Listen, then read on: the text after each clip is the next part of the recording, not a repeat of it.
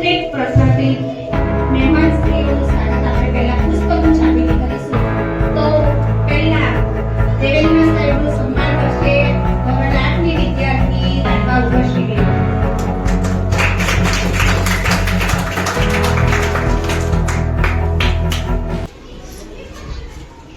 પાનવડ શાળાના ઉશ્રી પંચોલી મીનાક્ષીબેનનું સ્વાગત કરશે રાઠવા વૈશાલીબેન ધોરણ 8 ની વિદ્યાર્થી. આપણે મહેમાનો આવે તો આને આપણે માન સન્માન આપીએ છીએ.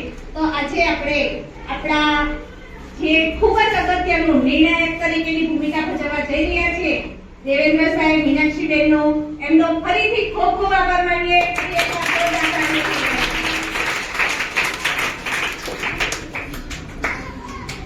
હવે આપણે કાર્યક્રમની શરૂઆત કરવા જઈ રહ્યા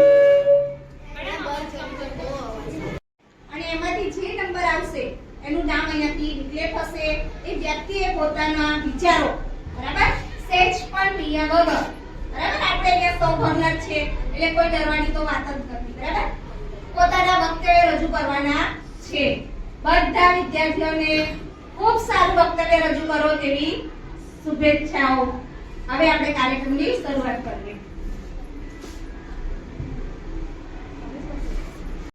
तिरंगे की आन का है कुछ नशा मातृभूमि की शान का है हम लहराएंगे हर जगह पे ये तिरंगा हम लहराएंगे हर जगह पर ये तिरंगा नशा ये हिंदुस्तान के सम्मान का है. तो હવે આપણે કાર્યક્રમની શરૂઆત કરવા જઈ રહ્યા છે. તો સૌથી પહેલા સોની મુસ્કાન બાનુ હબીબભાઈ પોતાનું વક્તવ્ય રજૂ કરશે.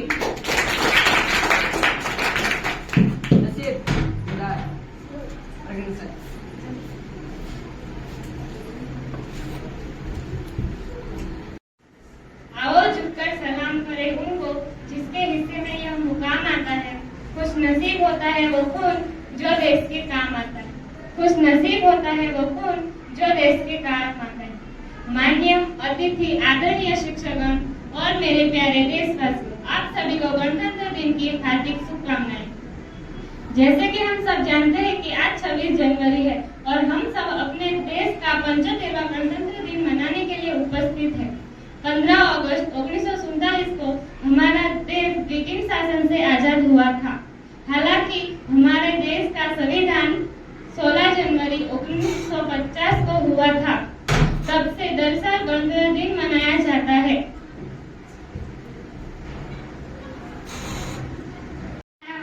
दोस्तों, आज हम તમને 26મી જાન્યુઆરી વિશે કહીશ તો આપ સૌ શાંતિથી સાંભળશો.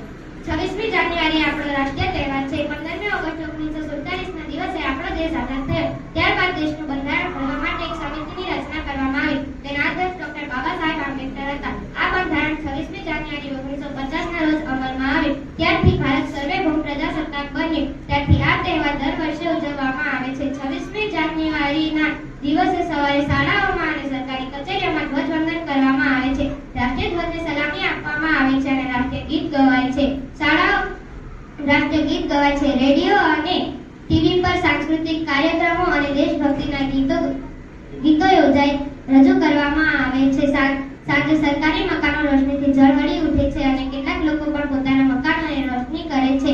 પ્રજાસત્તાક દિન રાષ્ટ્રીય ભાવનાની પ્રેરણા આપતો તહેવાર છે. Republic Day is celebrated on 26th January. It is our national festival. It is a very important day for us. It is celebrated all over the India. Our constitution came into force 26th January 1950. India became a secular and democratic country on this day too. पर जिंदगी फिजूल है थोड़ा दर्द मिले वतन की खातिर तो सारी खुशियां वसूल है. હવે સરસ પોતાનું વક્તવ્ય લઈને આવી રહ્યા છે રાઠવા ઉર્વશીબેન. અને પણ કાર્યના કરવાના સાથે લગાવી લેજો.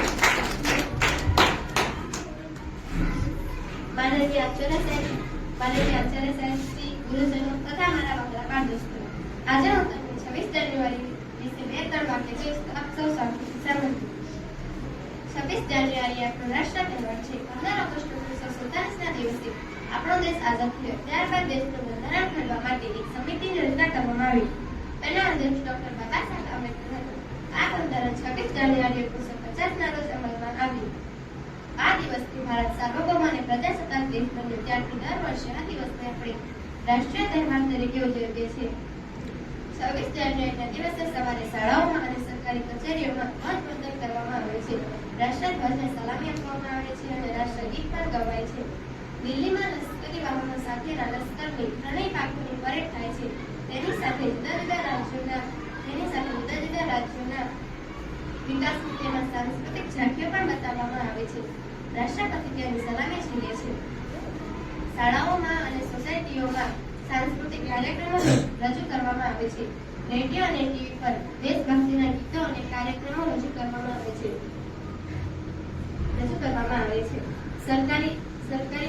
સરકારી મકાનો રોશનીથી ઝળહળી ઉઠે છે. કેટલાક લોકો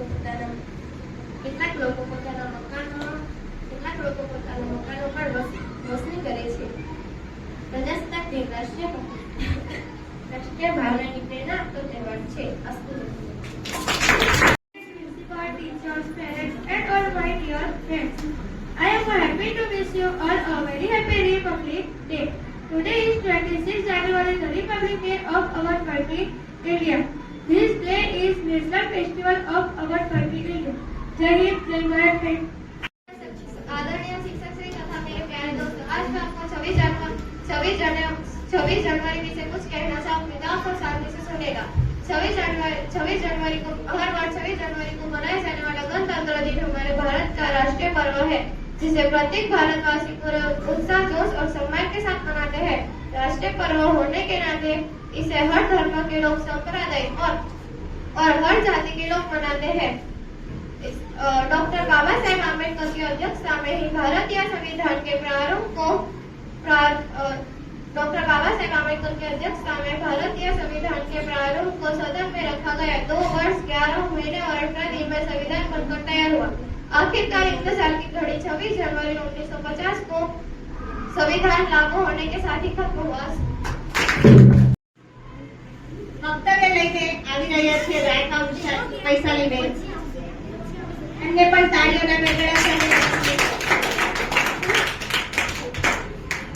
માનનીય આચાર્ય સાહેબજી, માનનીય ગુરુજનો તથા મારા વહાલા બાળ દોસ્તો, આજે હું તમને 26મી જાન્યુઆરી વિશે 2-3 વાક્ય કહીશ. આપ સૌ શાંતિથી સાંભળો.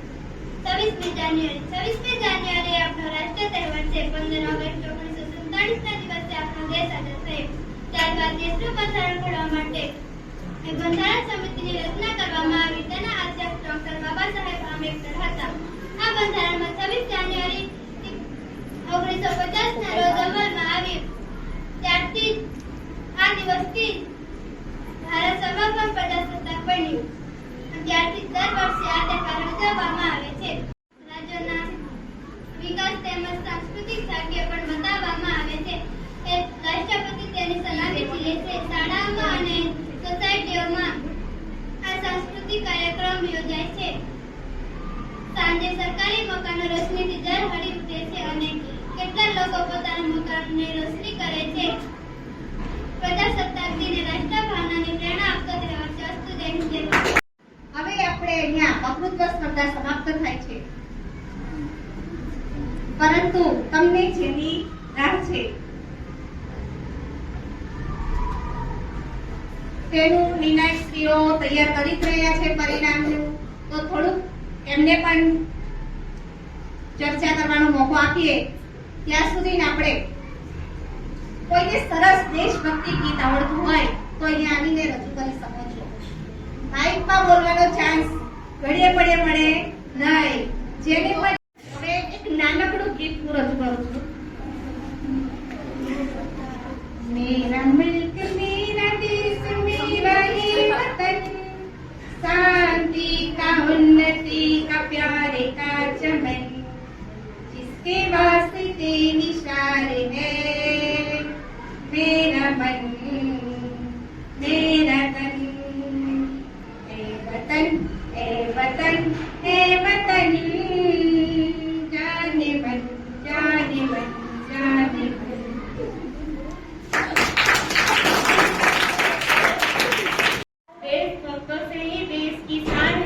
देशभक्तों से ही देश का मान है। हम इस देश के फूल है यारो, हम इस देश के फूल है यारो, जिसका नाम हिंदुस्तान है। જેની આપણે આતુરતાથી રાહ જોઈ રહ્યા છે તે પરિણામ ડિક્લેર કરશે તો સૌ તાળીઓ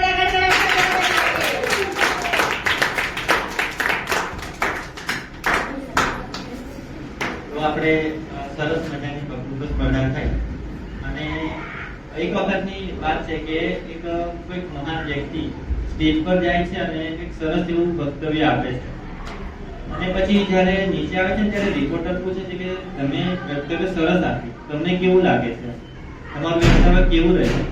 તો ત્યારે એ કહે છે કે કયું વક્તવ્ય, મતલબ કે મેં જે ઘરેથી વિચારીને આવ્યો હતો, તૈયાર કરીને આવ્યો હતો તે, કે પછી મેં જે અહીંયા બોલ્યો તે, કે પછી હવે મને એવું લાગે છે કે મારે આ નતું બોલવું, આ બોલવું જોઈએ, બરાબર? તો એક જ વક્તવ્ય એને ત્રણ રીતે સમજાય કે જે મેં રેડી કર્યું છે તે આપણે સ્ટેજ પર જઈને બોલીએ તો એક અલગ જ બોલાય છે અને જ્યારે બોલ્યા પછી બહાર આવે છે ત્યારે એવું લાગે છે કે મારે આવું નતું બોલવું જોઈએ, આવું બોલવું જોઈએ, બરાબર? તો અહીંયા આગળ સ્ટેજ પર આવવું અને બોલવું એ બહુ મોટી વાત છે અને દરેક જણે ખૂબ સરસ પ્રયત્ન કર્યો છે, પણ કોમ્પિટિશન થાય એટલે સ્પર્ધા થવાની અને સ્પર્ધા થવાના એટલે આપણા વિનર બી હોવાના.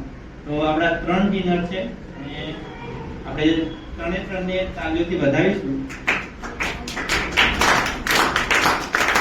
એમાં ત્રીજા નંબર પર આવે છે ભાવિકા. તાલીના ગણગણાટથી વધાવીશું ભાવિકા.